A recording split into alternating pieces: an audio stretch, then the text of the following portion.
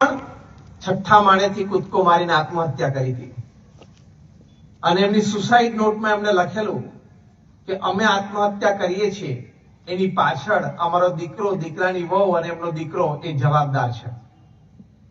એટલે કોર્ટમાં કેસ ચાલતો હતો. એ કેસ જે રીતે આગળ ચાલતો હતો એ પ્રમાણે બાલકૃષ્ણભાઈના વકીલે કહ્યું કે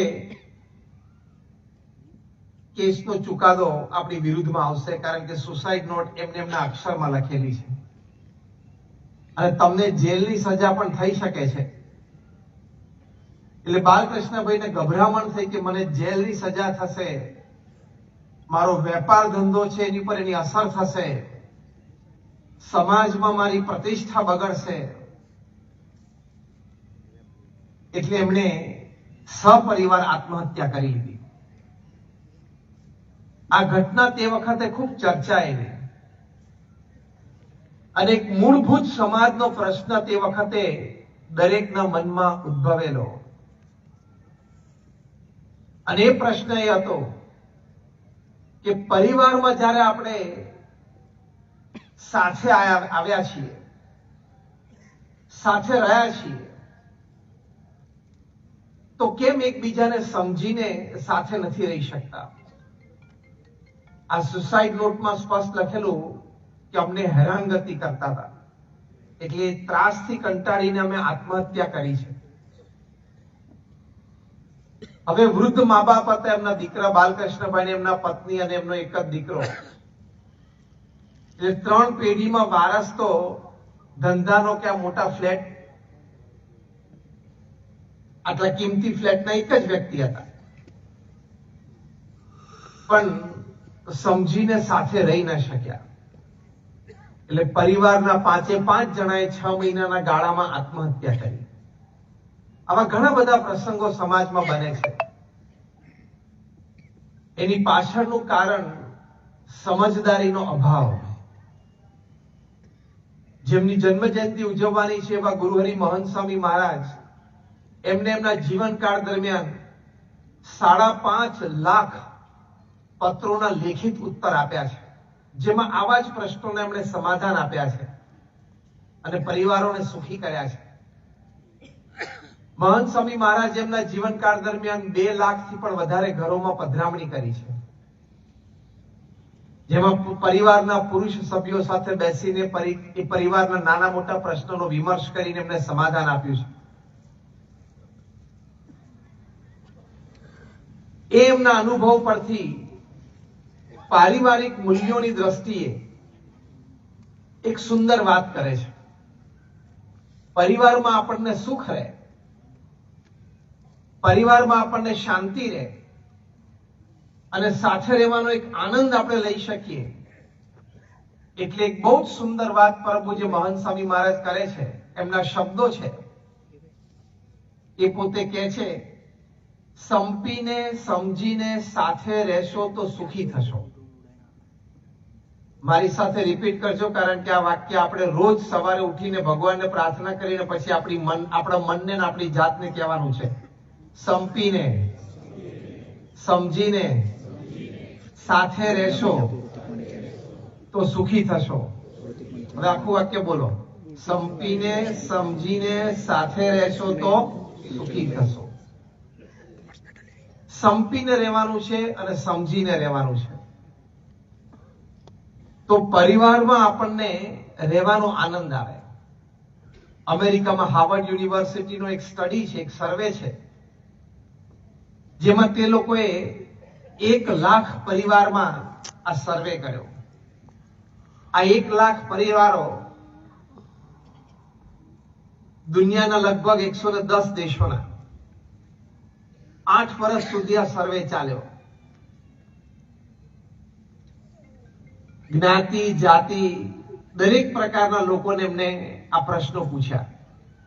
આ સર્વેમાંનો એક પ્રશ્ન એવો હતો કે તમારી દ્રષ્ટિએ પૃથ્વી પર સૌથી મોટો આનંદ શું છે? ત્યારે 67% પણ વધારે એમને પ્રતિભાવો મળ્યા કે જે વ્યક્તિઓ પ્રત્યે તમારે પ્રેમ અને આદર છે અને એ વ્યક્તિઓને તમારા માટે પ્રેમ અને આદર છે, એવી વ્યક્તિઓ સાથે બેસવું, વાતો કરવી, સાથે જમવું એ પૃથ્વી પરનો સૌથી મોટો આનંદ છે. એટલે પરિવારમાં આપણે સમય કાઢીએ પૃથ્વી પરનો સૌથી મોટો આનંદ છે, એવું આ હાર્વર્ડ યુનિવર્સિટીના સર્વે પ્રમાણે આ વાત આપણને મળી છે. તો આ ભાવનાથી આપણે પરિવારમાં રહીએ, સંપીને સમજીને રહીએ, તો એ પરિવારનો આનંદ, એ પરિવારનું સુખ આપણને પ્રાપ્ત થાય છે. નહીં તો ગમે તેટલી સમૃદ્ધિ હશે તો પણ જો સંપીને અને સમજીને, આ બે શબ્દો જે મહંત સ્વામી મહારાજે વાપર્યા છે, એ પરિવારમાં નહીં હોય તો વિખવાદ થશે જ. અત્યારે જેટલા કોર્ટ કેસ ચાલે છે પૃથ્વી પર, એમાંથી 60% કેસ એ પરિવારના સંબંધી કેસ છે. પછી પરિવારમાં વેપાર ધંધા અથવા તો પરિવારમાં ભાગ પાડતા હોય ને સમૃદ્ધિ સંબંધી કેસ હોય એ પાછા જુદા. પણ કેવળ સંબંધી કેસ એ દર 100-60 આના છે. પછી બાપ દીકરા વચ્ચે હોય, ભાઈ વચ્ચેના હોય, સાસુ સસરા સાથેના કેસ હોય, સાસુ વહુના કેસ હોય, છૂટાછેડાના કેસ હોય. દુનિયાના 60% કેસ આમાં ચાલે છે. માણસ બધેથી જીત મેળવે, મોટામાં મોટો વેપાર ધંધો કરે, પણ પરિવારમાં સંપીને સમજીને ન રહી શકે તો હી ઇઝ અ ફેલિયર, એટલે કે નિષ્ફળ છે. આ વાત સાથે કેટલા સહેમત છો? હાથ ઊંચો કરો તો. ધર્મેન્દ્રસિંહ, બરોબર છે આ વાત? હલુભાઈ, હા, બધા વડીલો અને મુખ્ય વ્યક્તિઓ અને શ્રેષ્ઠીઓની સહમતિ લઈએ એટલે વાત વધારે સભામાં પુરવાર થાય. કારણ કે આપણે બધા જ સમાજમાં રહેલા છે, સમાજની વચ્ચે રહેલા છે. તો પ્રથમ અગત્યની વાત એ આ છે કે સંપીને સમજીને સાથે રહેવું. આ છૂટાછેડાના કેસ, આ પરિવારમાં ઝઘડાના કેસ, એના લીધે જે તણાવ, એ તણાવના લીધે જે મારામારીને જે હત્યા, એ દિન પ્રતિદિન સમાજમાં વધતા જાય છે. હા કે ના? યસ ઓર નો? દિન પ્રતિદિન એ સમાજમાં વધતા જાય છે.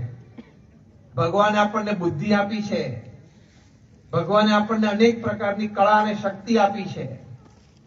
એ બુદ્ધિ, કળા, શક્તિ સાથે સાથે આપણને આપણી આ ભારતીય સનાતન સંસ્કૃતિમાંથી સંસ્કાર, આપણા માતા પિતા પાસેથી સંસ્કાર, આપણા પણ એક સદવિચાર અને સદવાંચનથી આપણી પણ સવડી વિચારધારા, આ બધાનું મિશ્રણ કરીને આપણે પરિવારમાં જો સંપીને સમજીને ન રહી શકીએ તો આપણે મનુષ્ય તરીકે નિષ્ફળ ગયા કહેવાય.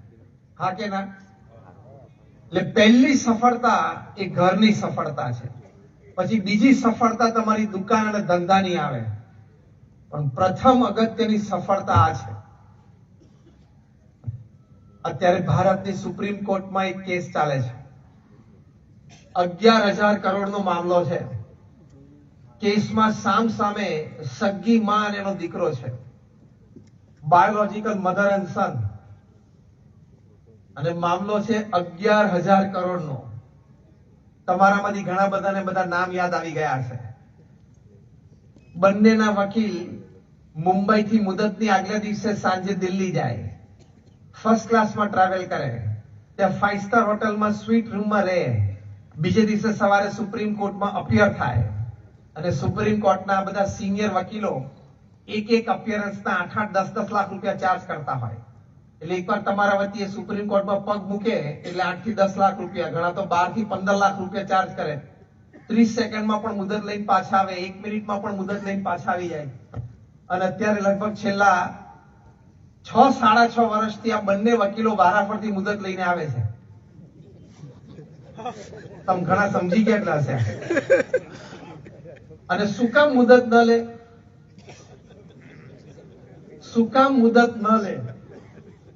પર એપિયરન્સ ના 8-10 લાખ મળે છે, દિલ્હી ફ્લાઇટમાં આવવા જવાનું છે. 11,000 કરોડનો મામલો છે. 2 જણા ઝઘડે છે અને વચ્ચે બીજા 2 જણા મલાઈ ખાય છે. હવે સાંભળજો, જે માતા છે એ મુંબઈની એક બહુ જ પ્રતિષ્ઠિત કોલેજમાં ભણેલા છે 60 ના દાયકામાં. જે પુત્ર છે એ London School of Economics LSE માં ભણેલા છે. ત્યાંથી ગ્રેજ્યુએશન પતાવીને અમેરિકામાં બોસ્ટન યુનિવર્સિટીમાંથી એમને માસ્ટર્સ કરેલું છે. એટલે સામાન્ય ભણતર ન કહેવાય. માતા અને દીકરાનું બંનેનું અસામાન્ય ભણતર કહેવાય, એક્સ્ટ્રાઓર્ડિનરી એજ્યુકેશન. અને એ પણ અસામાન્ય એટલે કે બહુ જ સારી સંસ્થાઓમાંથી, London School of Economics, Boston University. એટલે બંને જણા ખૂબ ભણેલા છે, બુદ્ધિશાળી છે. પોતાના પરિવારનો જે બહુ જ મોટો વેપાર છે એમાં અનેક કંપનીઓમાં એ પોતે ડિરેક્ટર છે. એટલે વહીવટ વ્યવહાર પણ બહુ જ મોટો કરે છે અને વહીવટ વ્યવહાર પણ બહુ જાણે છે. પણ મહંત સ્વામી મહારાજે વાત કરી એ વાતની ખામી રહી ગઈ પરિવારમાં. શું? સંપીને સમજીને સાથે રહેતા નથી આવડતું. આ વિચાર આપણા હૃદયમાં દ્રઢ થાય. મહંત સ્વામી મહારાજની જન્મ જયંતિ આપણે આપણા પરિવારમાં ઉજવી કહેવાય. 11,000 કરોડનો મામલો છે. ખાલી સંપીને 50% લઈને છૂટા પડે તો 5,500 કરોડ એક ને આવે. મને લાગે એમાં અડધું પોણું વાઘોડિયા ખરીદી લે. કેટલું થાય? આખું નહીં લે. હું કઉ છું એક જણા ખાલી 10% લઈને ઉભા થઈ જાય કે 11,000 કરોડ માંથી મને 10% આપી દો, 90% તારા આપણે સુપ્રીમ કોર્ટનો કેસ બંધ કરી દઈએ, તારી શાંતિ મારી શાંતિ. તો 1100 કરોડ મુંબઈ જેવા શહેરમાં જુબીચ ઉપર બંગલામાં સેન્ટ્રલ એર કન્ડિશન હોમમાં એની 7 પેઢી મર્સિડીઝ અને BMW લઈને ફરે તોય ખૂટે નહીં. અભાવ શેનો છે?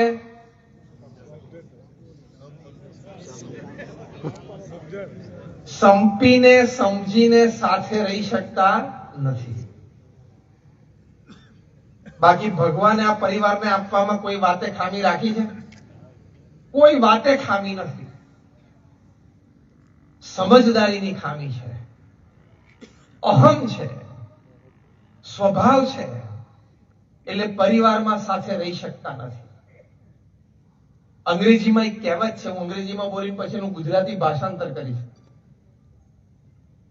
અંગ્રેજીમાં એક કહેવત છે કે if you won the whole world but lost your family, you will be tagged as a loser. તમે આખી દુનિયા જીતી પણ તમારો પરિવાર તમે ખોયો તો તમે તમારી છાતી ઉપર સમાજ તમને લૂઝર એટલે હારેલાનો ટેગ મારશે, જીતેલાનો ટેગ નહીં મારે, ભલે 1,000 કરોડ રૂપિયા ઘરમાં હોય. તો આ પારિવારિક મૂલ્યો છે એ વિચારીને સમજીને દ્રઢ કરવા એ મહંત સ્વામી મહારાજની જન્મ જયંતિનો એક મુખ્ય સંદેશ છે. તમે જો છૂટાછેડાના કેસ જે ચાલે છે અત્યારે પૃથ્વી ઉપર રોજ 9,800 છૂટાછેડા થાય છે. અને આ ઉનાળા દરમિયાન એ અનફોર્ચ્યુનેટ પણ મેજિકલ ફિગરને ટચ થઈ જશે. 10,000 છૂટાછેડા રોજના. અઠવાડિયા, મહિના અને વર્ષની વાત નથી કરતો, રોજની વાત કરું છું. એ છૂટાછેડાના કારણો શું હશે? કેમ આટલી બધી તકલીફ પડે છે? હમણાં અઠવાડિયા પહેલા જ તમે વાંચ્યું હશે દૈનિક કોઈ ન્યૂઝપેપરમાં કે મધ્યપ્રદેશના ઇન્દોર શહેરમાં અત્યારે લગ્ન સીઝન ચાલે છે તો છેલ્લા 50 દિવસમાં ખાલી ઇન્દોર શહેરમાં જ 150 લગ્નના મુહૂર્તના થોડા કલાકો પહેલા છૂટા થયા. એટલે આ 150 લગ્નો એની સગાઈ થઈ ગયેલી, કોઈની 2-4 મહિના હશે, કોઈની 6-8-10 મહિના, વર્ષ હશે, જે કંઈ, પણ ટૂંકમાં સગાઈ થઈ ગયેલી હતી.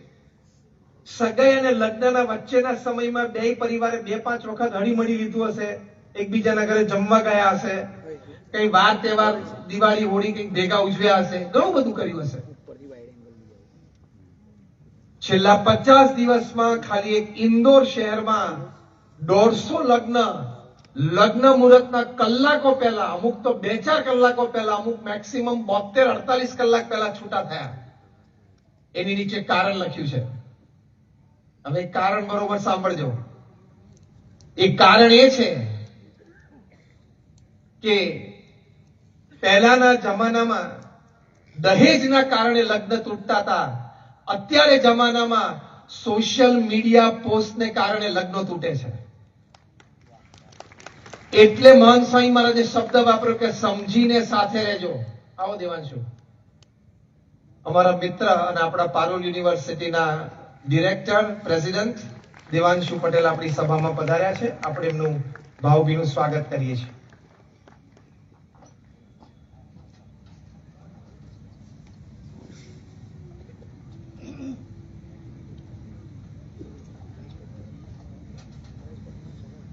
પહેલાના જમાનામાં દહેજના કારણે લગ્ન તૂટતા હતા. અત્યારે સોશિયલ મીડિયા પોસ્ટને લીધે તૂટે છે. દેવાંશુ, આપણે વાત અત્યારે સભામાં એવી ચાલે છે કે મહંત સ્વામી મહારાજે એવી એક ઉપદેશ આપ્યો છે કે સંપીને સમજીને સાથે રહેશો તો સુખી થશો. પરિવારની દ્રષ્ટિએ સંપીને સમજીને સાથે રહેશો તો સુખી થશો.